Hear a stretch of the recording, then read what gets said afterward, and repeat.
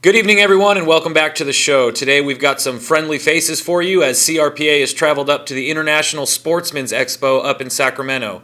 Here's your 5-minute breakdown. It's Fridays at 5.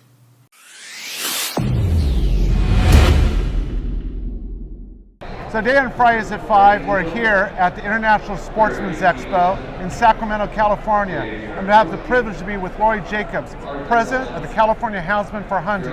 Thanks for being on the show, Lori.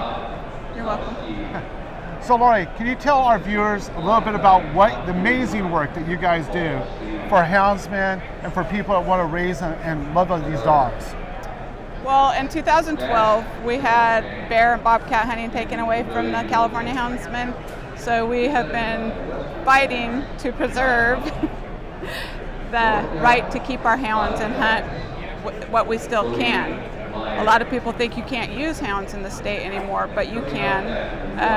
So we want people to know we're not going away. We're going to continue to fight, and hopefully someday the state will get smart and let us bear hunt with our hounds again.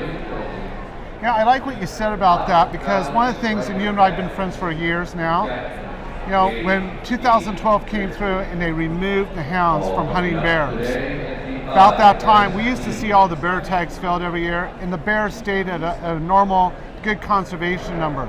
Since we've taken dogs out of hunting, would you agree that the number of bears has increased in the state and the number of filled tags has went down?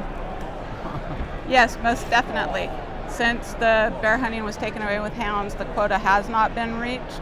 The bear numbers have went up. The problems in the state have increased tremendously. The Fish and Wildlife Department are constantly getting calls for problem bears, and something needs to be done, because if it's not if, it's when somebody's going to get hurt.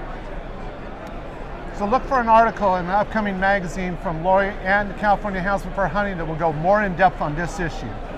Hello, I'm Roy Griffith, your lobbyist in Sacramento for the California Rifle and Pistol Association. I'm here with one of my absolute favorite ladies in the whole world, my favorite volunteer, who pretty much is the whole reason we have such a successful booth here at the ISE show, Kathy Graham. Good afternoon. As Roy says, I'm Kathy Graham. I have been doing recruiting for the CRPA for 6 years. I love to do the ISE because we get to meet so many different people, and whether they're members, new members, members that are coming back to us because they've been away for a while, it's just very, very rewarding for me to do. Kathy's probably one of our more dedicated of dedicated volunteers. She's a past Volunteer of the Year award receiver and currently serves on our board of directors. So Kathy's kind of my boss and kind of, sort of. keeps me in line in more ways than one. But we're here at the ISE show spreading the good word, telling folks what we're up to, answering any questions they have on these crazy firearm laws that have been passed and laws that they may pass. And doing everything we can, encourage folks to become members and get them into part of the fight and part of the battle. We get a lot of folks come by that don't really know what we're up to, and they want to gripe about all the California laws, and we ask them what they've done, and what do they usually say? Well, haven't really done anything. And then we turn around and say, would you care to join CRPA and help us in the fight? And believe it or not, we do get a lot of them just respond, sure, I'll do that. And they either renew or they join us for the first time. We also make sure they understand about the resource of CRPA, that they don't have to be members. If they have questions, they can always come to our page and use our webpage to answer the questions they have, to get the update on our. We're just talking to a gentleman about had no idea about our large capacity magazine injunction we have in place. So the word's just not out there.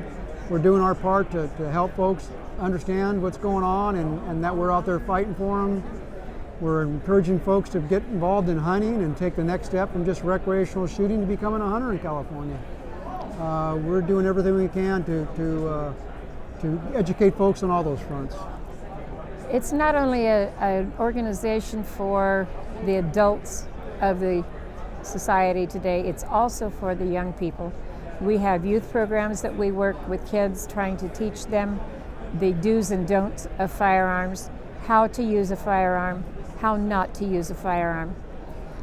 I have 15 grandchildren. All of them shoot. And it's very important. Grandma and Grandpa teach them how to do it. And come and join us. It's really very important and very worthwhile. What kid wouldn't want to have a grandma who shoots and buys new guns all the time, right?